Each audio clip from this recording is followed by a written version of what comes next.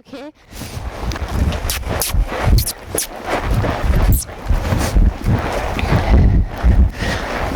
Now, when I'm loping, I just want to go for a nice, soft, easygoing lope in which they relax their top line and I feel the push coming from behind. When she raises, I bring my arms back in a nice, soft way and I put a little resistance on the bit. She's resisting me upward, so I'm resisting her down and back. And when she feels, and I push a little heel into her, not enough to send her forward, just enough to let her know the pressure does not mean breakdown.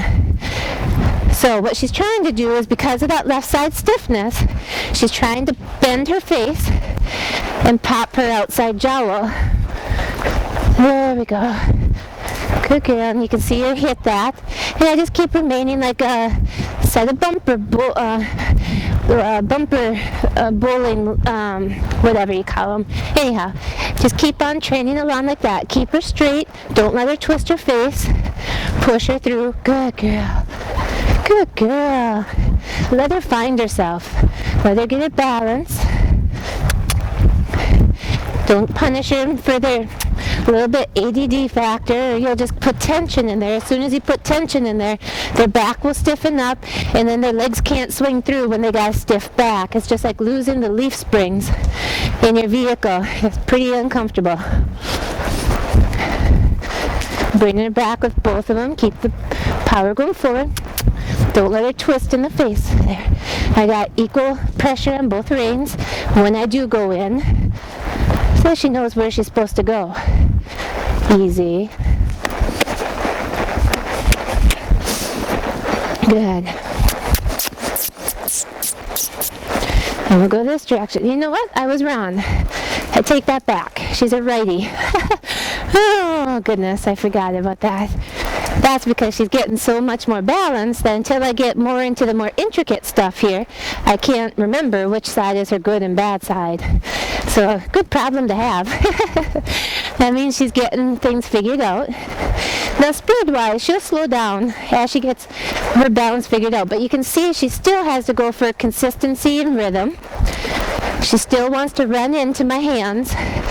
And I create a little wall there, and when I feel her back off, I back off. This is definitely a resistance program, so that the old saying of resistance-free riding, I have to disagree with that.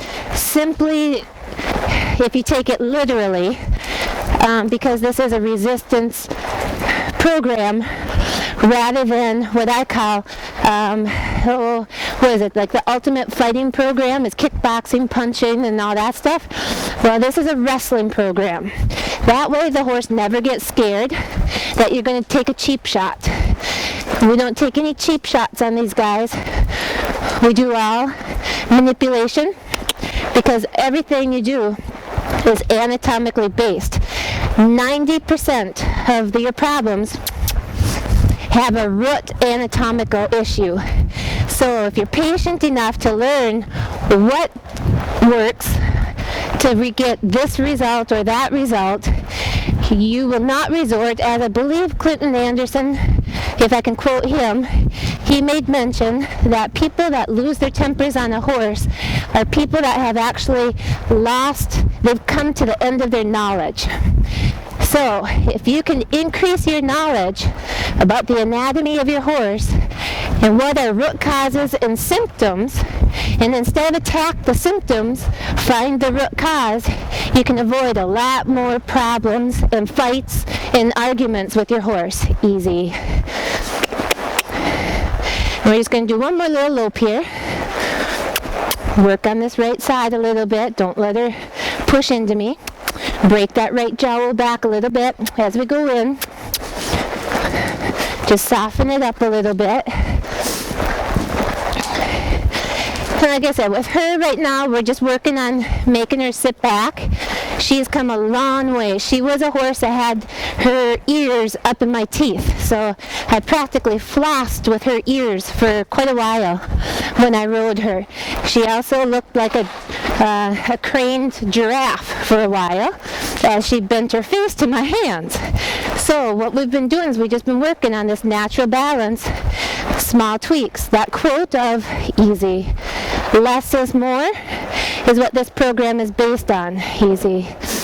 So it doesn't necessarily always take more to get something done. It takes a little bit less, but done correctly. Same thing if you listen to Tony Little with their exercise programs. He will let you know you can do either 100 sit-ups improperly, or you can do 10 proper crunches and have the same effect, if not bigger effect, by doing that. So anyhow, keep that in mind with your horse. If you're having to do it that much more and use that much pressure, you might want to reconsider what you're trying to accomplish, and if you're even attacking the proper root for the cause of the issues. So anyhow, hopefully that gives you a little something to play with, and if you want to check out some more stuff, we'll be posting periodical little inserts or little videos like that to help people just kind of know how to go after their horses in a better way that you can use either in your regular daily riding or in the competition world. And I think that's what we're trying to do is give people an idea that there is more programs out there that do not have to be harsh. They might take you a little longer, but they have better results in the end, and you have a happy horse. And the program does cover every personality just about that you can think of out there. Unless the horse is just totally whacked out, which you might have 1 in 1,000, you can't fix them. That takes a miracle. But I've used this program to rehab multiple horses that were taken through some tough stuff, and they came out and they were showing again with happy ears and blah blah blah. So anyhow, if you're interested in asking some questions, feel free to give us a call at Novak Equine Center. My name's Jamie, and you can get a hold of me at 218-251-2470. Thank you.